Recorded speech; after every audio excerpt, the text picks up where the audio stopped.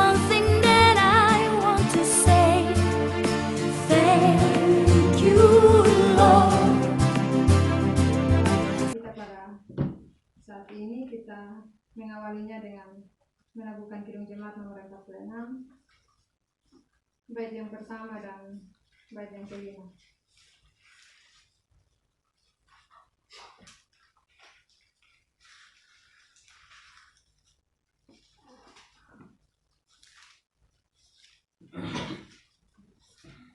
Besarkan nama Tuhan, haleluya, kasihnya tak berkurang, haleluya, dan sisa yang berikut kita angkat bersama-sama. Besarkan nama Tuhan, haleluya, kasihnya tak berkurang, haleluya, sekalipun keluhan menimpa umatnya, berkatnya ditemukan, haleluya. Bait yang kelima, besarkan nama Tuhan, haleluya. Besarkan nama Tuhan, haleluya, di dunia serukan kemuliaannya, janjinya dikukuhkan demi manusia. Besarkan nama Tuhan, haleluya. Mari kita satu hati dalam doa, kita berdoa. Terpujilah Engkau ya Tuhan, Bapa pemilik kehidupan ini. Kami bersyukur dan terus bersyukur untuk cinta kasih-Mu dalam kehidupan kami. Terima kasih bahwa Bapa dalam setiap perjalanan aktivitas kami hari ini, dari kami bangun hingga detik saat ini, Engkau terus ada menyertai, menuntun dan memelihara kami. Dan tiba saatnya Tuhan, Engkau melihat bahwa kami anak-anak-Mu berkumpul di dalam rumah tangga Mama Jerry bersama anak-anak di tempat ini. Kami hendak bersekutu, memuji dan memuliakan nama-Mu dan belajar tentang firman kebenaran. Kami mohon kepada-Mu ya Tuhan, mari penuhi hati kami dan pikiran kami, biarlah kami boleh hanya tertuju kepada ibadah yang akan berlangsung saat ini. Dan karena itu Tuhan, kami mohon kiranya ibadah kami pada saat ini boleh jadi dalam nama Bapa, Anak, dan Roh Kudus. Karena dalam nama Yesus Kristus kami berdoa. Amin. Sebelum kita membaca serta mendengarkan firman Tuhan, mari sekali lagi kita melakukan Kidung Jemaat nomor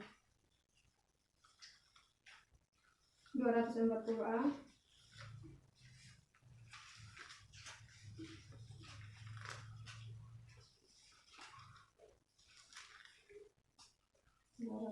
Bait yang pertama. Datanglah ya sumber rahmat, selaraskan hatiku, menyanyikan kasih selamat yang tak kunjung berhenti, dan sisinya berikut kita akan bersama-sama. Datanglah ya sumber rahmat, selaraskan hatiku, menyanyikan kasih selamat yang tak kunjung berhenti. Ajaranmu maha indah, di kabaran surgamu, aku puji gunung kokoh, gunung pengasihanmu. Sebelum kita meminta pertolongan Tuhan dalam doa, mari kita sama-sama mempersiapkan pembacaan kita dari kitab Daniel. Kitab Daniel, pasalnya yang kelima.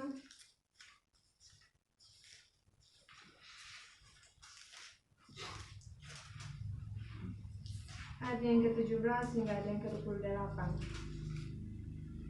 Sama-sama memahami akan firman kebenaran Tuhan. Mari kita berdoa. Bapa kami yang ada dalam kerajaan surga, Terima kasih Tuhan, kami anak-anak-Mu telah memuji dan memuliakan nama-Mu.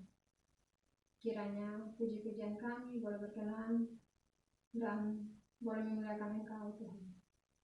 Di dalam persekutuan kami pada saat ini, kami anak-anak-Mu juga rindu untuk belajar akan firman kebenaran-Mu. Kami mohon kepada-Mu ya Tuhan, firman yang akan kami baca dan kami renungkan bersama.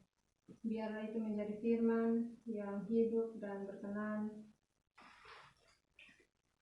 Bagi kita yang membawa kitab, kita bisa membacanya secara bergilir. Dimulai dari saya dan dilanjutkan dari sebelah kanan, Mama Jeli dan selanjutnya. Kitab Daniel pasal yang kelima, ayat 17 hingga yang ke-28 di bawah perikop tulisan di dinding. Ayat yang ke-17, kemudian Daniel menjawab raja, tahanlah hadiah Tuanku, berikanlah pemberian Tuanku kepada orang lain. Namun demikian, aku akan membaca tulisan itu bagi raja dan memberitahukan maknanya kepada Tuanku. Ya Tuanku Raja, Allah yang Maha Tinggi, telah memberikan kekuasaan sebagai raja, kebesaran, kemuliaan, dan keluhuran kepada Nebukadnezar, ayah Tuanku.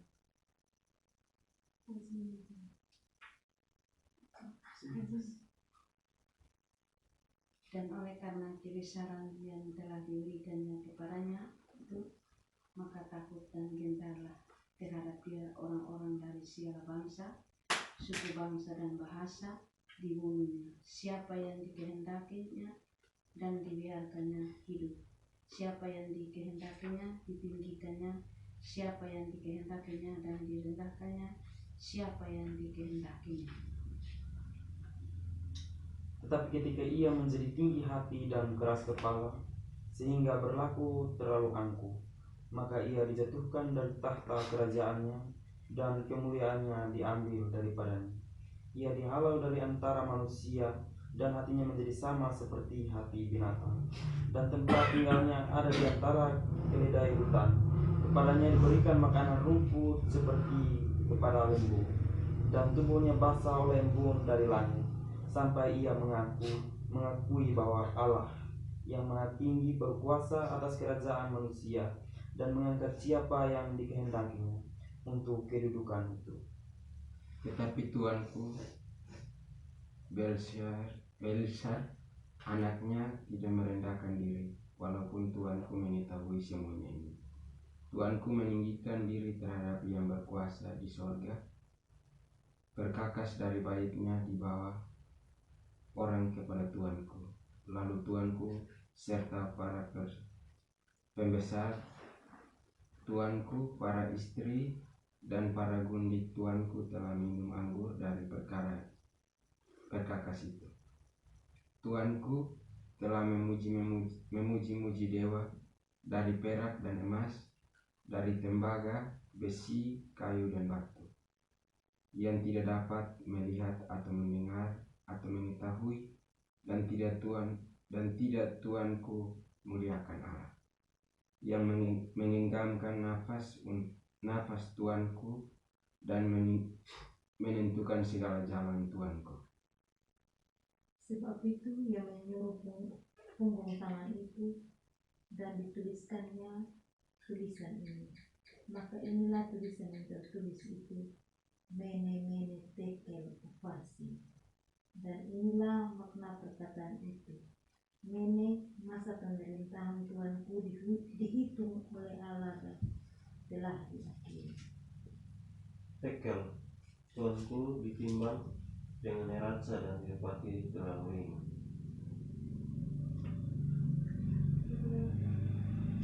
Beres kerajaan Tuanku dipecah dan diberikan kepada orang Media dan Persia. Demikian pembacaan firman Tuhan pada saat ini. Kita yang berbagi adalah kita semua yang tidak saja membaca dan merenungkan, tetapi lebih daripada itu kita mau untuk menjadi pelaku-pelaku firman. Salam sekali lagi untuk kita semua. Salam. Malam ini kita kembali untuk bersekutu bersama Mama Jeli dan anak-anak di tempat ini. Dan firman Tuhan yang saya pilih untuk kita renungkan dari kitab Daniel pasal 5 ayat 17 hingga yang ke-28. Dan saya ambil tema kecil untuk kita sama-sama renungkan bahwa kita berharga di mata Tuhan. Kita berharga di mata Tuhan. Bapak, Mama, kakak, adik, saudara semua, di dalam kehidupan kita, apakah kita pernah menilai akan hidup dan kehidupan kita? Bagaimana keberhargaan diri kita? Bagaimana nilai dari keberhargaan diri kita? Kira-kira berapa persen kalau kita menilai? Terkadang dalam kehidupan kita seringkali menilai keberhargaan diri kita itu dari apa yang kita miliki. Dalam hal ini hal-hal yang bersifat materi. Apa yang kita miliki kita bilang bahwa kita berharga karena itu. Dan terkadang karena untuk mencari keberhargaan diri yang didapat dari hal materi, kita bisa saja melakukan hal yang di luar kehendak Tuhan. Kita bisa berbuat hal yang tidak sesuai dengan apa yang Tuhan mau. Padahal kita tahu bersama bahwa Tuhan kita itu tidak memandang kita dari apa yang kita miliki. Materi-materi yang apa yang kita miliki saat ini itu hanya fasilitas yang Tuhan kasih. Bukan sebagai hal yang menentukan bahwa kita berharga atau tidak. Di dalam firman Tuhan yang kita baca pada saat ini, kita juga belajar bagaimana seorang raja Babel bernama Belsyazar menilai akan keberhargaan dirinya melalui apa yang dia miliki. Kalau kita melihat pada ayat-ayat yang sebelumnya, Raja Belsyazar ini dia mendapat teguran dari Tuhan Yesus dengan tulisan di dinding. Ada tulisan di dinding tetapi tidak ada yang tahu arti dari tulisan ini apa. Bahkan untuk membacanya tidak ada yang tahu. Sehingga Raja Belsyazar mencari orang siapa yang bisa baca ini tulisan di dinding. Dan ada seorang yang bernama Daniel. Dia datang untuk membantu Raja Belsyazar ini dalam membaca apa yang menjadi tulisan di dinding ini.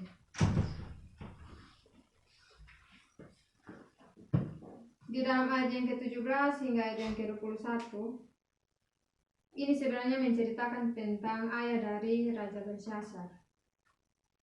Sebelumnya dia juga mengalami hal yang sama dengan Raja Belsyazar dan dia sudah ditegur oleh Allah dengan tulisan itu.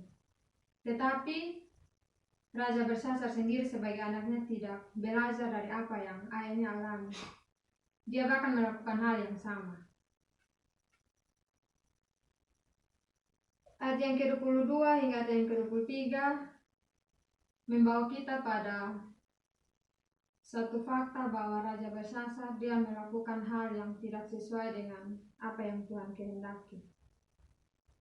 Pada saat itu dia juga membuat suatu pesta dan di dalam pesta itu dia mengambil perkakas-perkakas dari bait suci untuk dipakai di dalam pesta tersebut. Kalau kita saat ini, kita bayangkan bahwa ketika satu orang mengadakan pesta kemudian seloki-seloki perjamuan misalkan diambil dan kemudian dipakai di dalam pesta tersebut. Apakah itu sesuai dengan apa yang Tuhan mau atau tidak? Itu juga yang dilakukan oleh Raja Belsyazar pada saat itu. Dia mengambil perkakas-perkakas dari bait suci.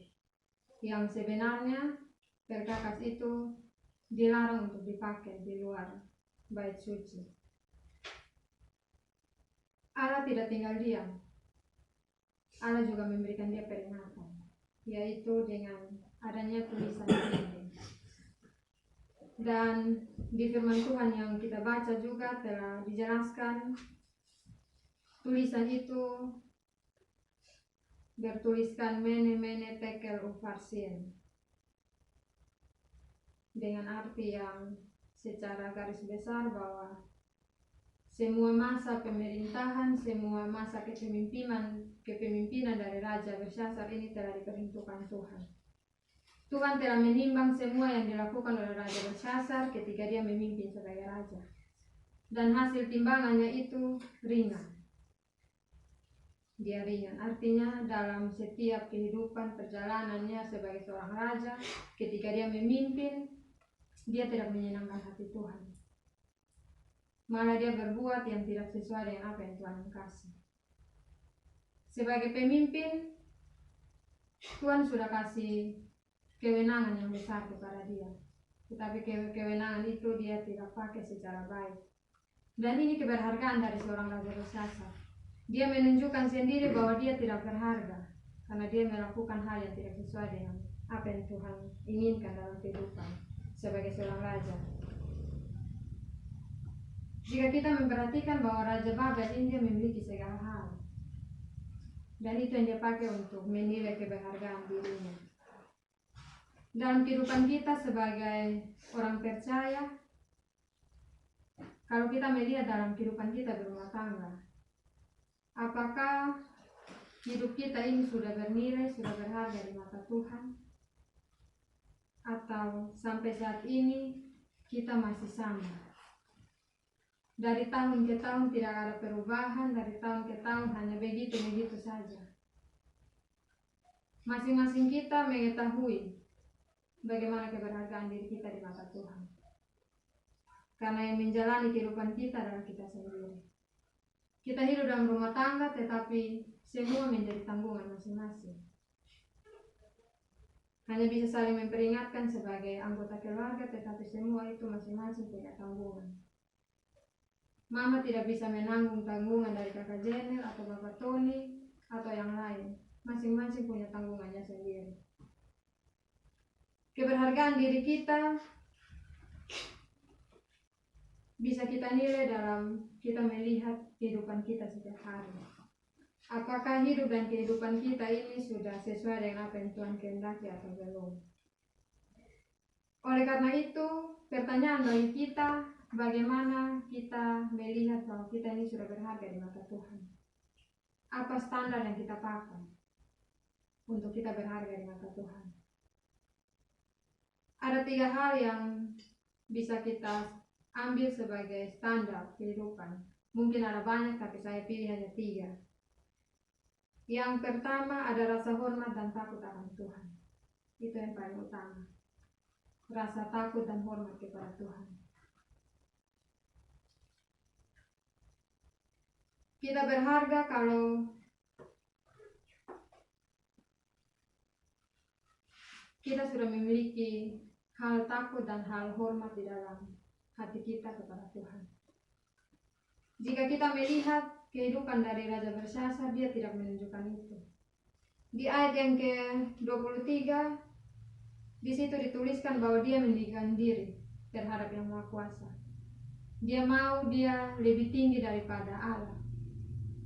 Sehingga dia menunjukkan itu lewat menggunakan perkakas-perkakas bait suci. Dia tidak menunjukkan bahwa ada rasa takut dan hormat dia di dalam kehidupannya sebagai seorang pemimpin. Bapak, mama, kakak, adik, saudara semua, kita bisa menunjukkan akan rasa hormat dan takut kita di dalam kehidupan kita. Bagaimana kita hidup di dalam sebuah rumah tangga? Biasanya orang tua ini disebut sebagai Tuhan Allah kedua. Dan kita tahu bersama Mama Jelly seorang diri sebagai orang tua merangkap mama dan bapa. Ada anak-anak di dalam rumah tangga. Apakah sebagai Tuhan Allah kedua, orang tua yang ada saat ini Mama Jelly, apakah anak-anak sudah menunjukkan rasa takut dan hormat kepada mama sebagai orang yang merangkap 2 jabatan sebagai mama dan bapa?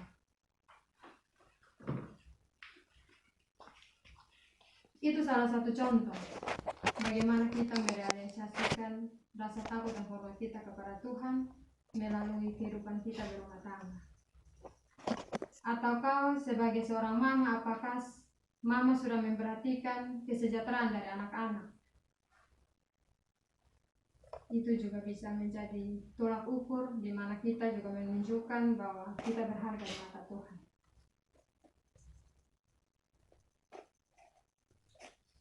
Hal yang kedua yang bisa dijadikan sebagai standar adalah memiliki kehidupan rohani yang baik.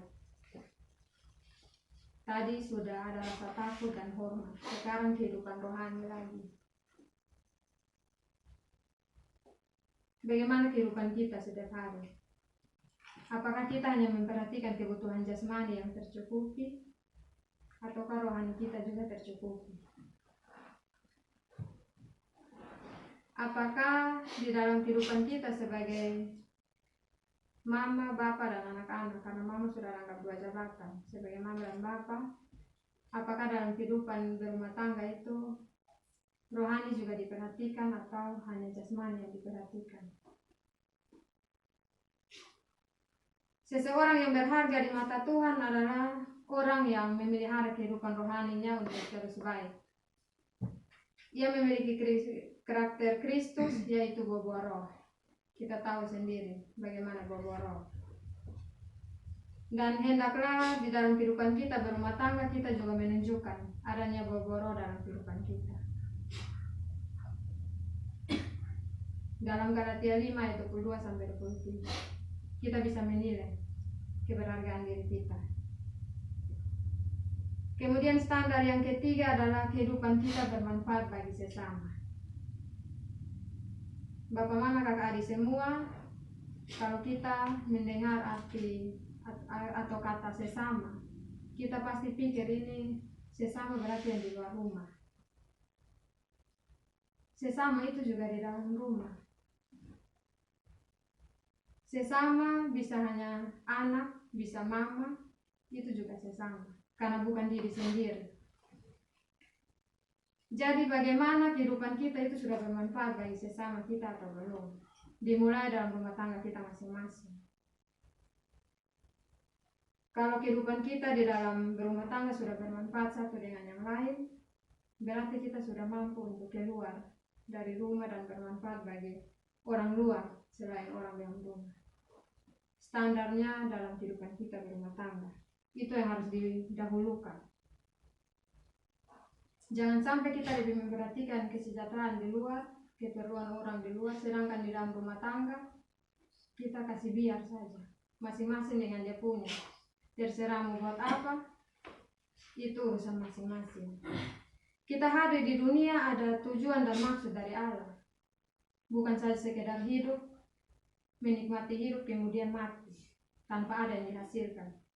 Ada tujuan dari Tuhan menciptakan kita sebagai manusia yang dibandingkan dengan ciptaan itu kita paling berharga, karena kita diberikan hikmah, diberikan akal budi, supaya kita bisa membedakan mana yang baik dan yang buruk. Oleh sebab itu, mari kita sama-sama mendekatkan diri kepada Tuhan. Kita melihat dari kisah seorang raja yang dia sudah diberikan kepemimpinan yang baik oleh Tuhan, kepercayaan oleh Tuhan, tetapi dia menyia-nyiakan itu dengan berbuat yang tidak sesuai dengan apa yang Tuhan kehendaki. Kalau Raja Bersasa sudah menunjukkan bahwa dia tidak berharga di mata Tuhan, kita yang hidup saat ini jangan sampai yang sama juga. Jangan sampai kita juga menunjukkan bahwa keberhargaan diri kita itu sama dengan Raja Bersasa, karena tidak dekat dengan Tuhan. Bapak, mama, kakak, adik semua, 3 pola yang tadi sudah kita sama-sama pelajari, dan masih banyak lagi standar-standar kehidupan. Dan itu bisa kita refleksikan dalam kehidupan kita setiap hari. Bagaimana kita menunjukkan keberhargaan diri kita sebagai orang yang percaya dan mengimani Tuhan kita Yesus Kristus.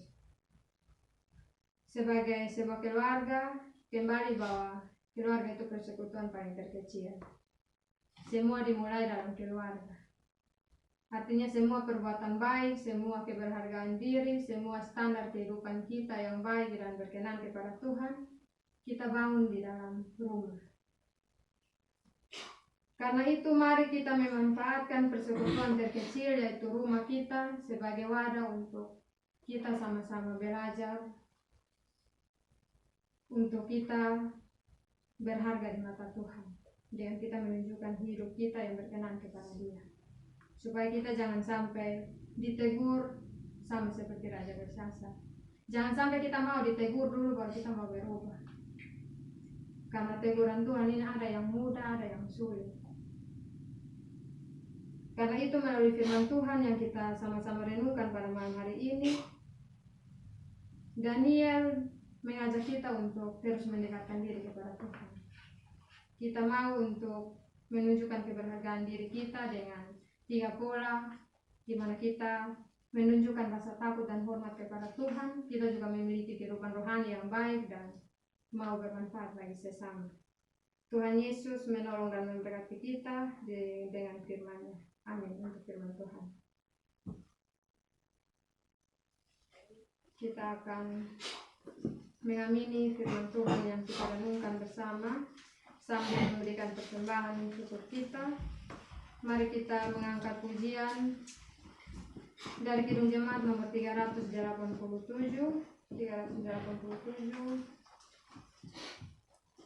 bait yang pertama dan bait yang ketiga.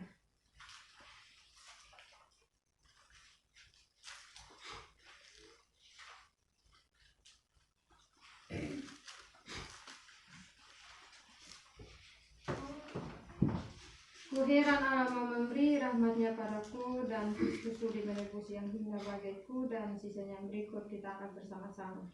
Kuheran